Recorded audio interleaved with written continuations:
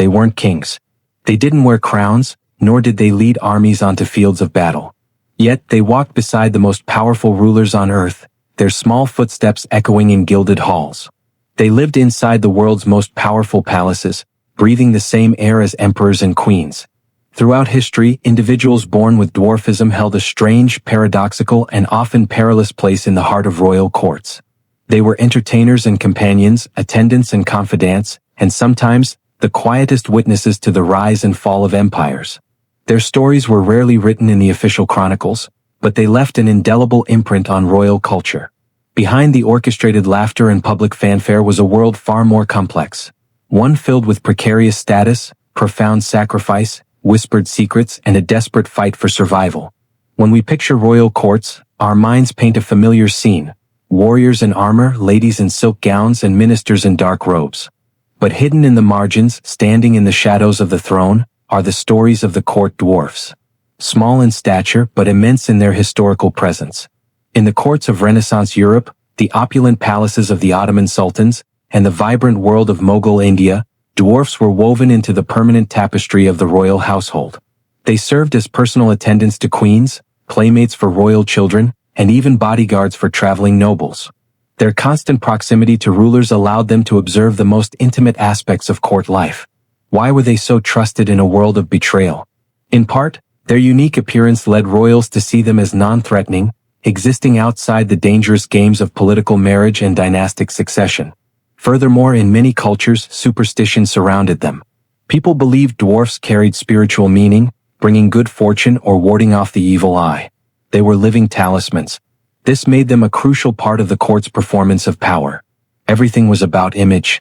The way a ruler dressed, the exotic animals they kept, and the people who surrounded them all sent a single message: look how powerful I am. Dwarfs, because of their rarity, were an ultimate symbol of exclusivity. In the Spanish Habsburg court, this was elevated to an art form.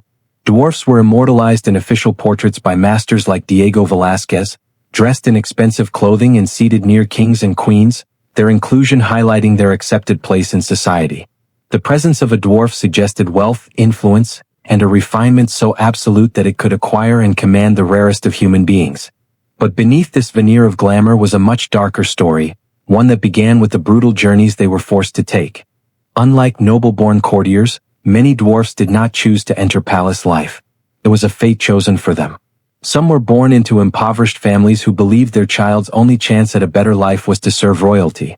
Others were discovered by opportunistic noble merchants who saw a valuable commodity to be presented to the court for favor or gold. In the most heartbreaking cases, dwarfs were bought and sold, not unlike rare animals. Throughout the 16th and 17th centuries, a quiet, insidious trade in individuals with dwarfism flourished. They were bartered, their lives reduced to a line item in a ledger. They were given as diplomatic gifts between noble houses, a living token to show off wealth or seal an alliance. A child might be placed in a carriage in Poland and sent on a long, terrifying journey to the court of France, losing their name, language, and family in the process.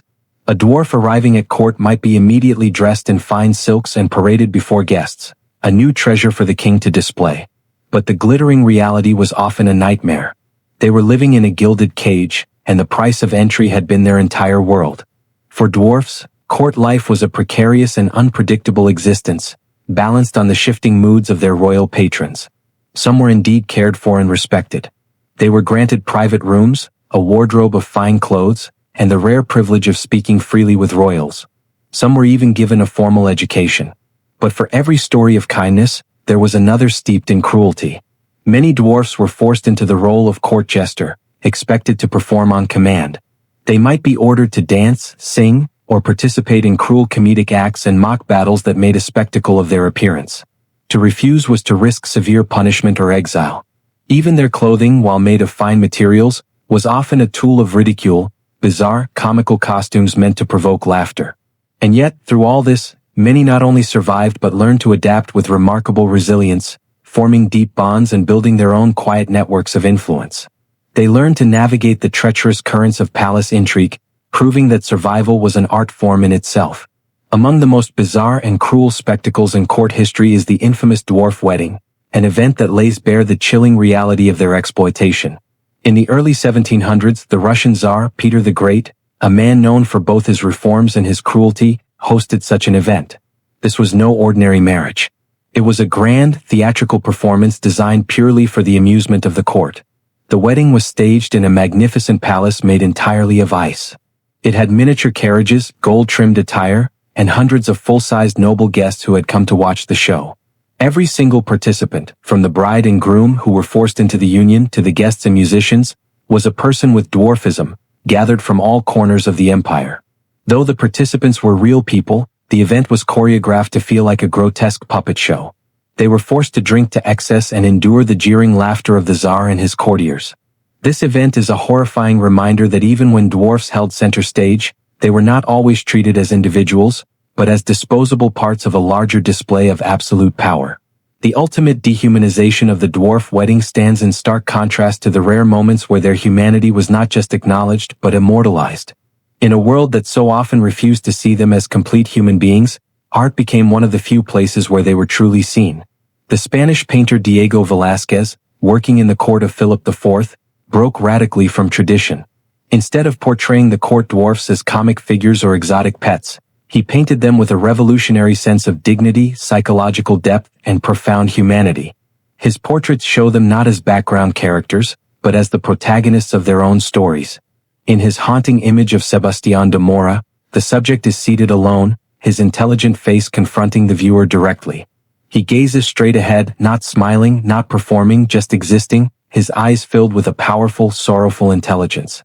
The viewer is forced to look beyond the costume, beyond the physical difference, and see the complex human being beneath.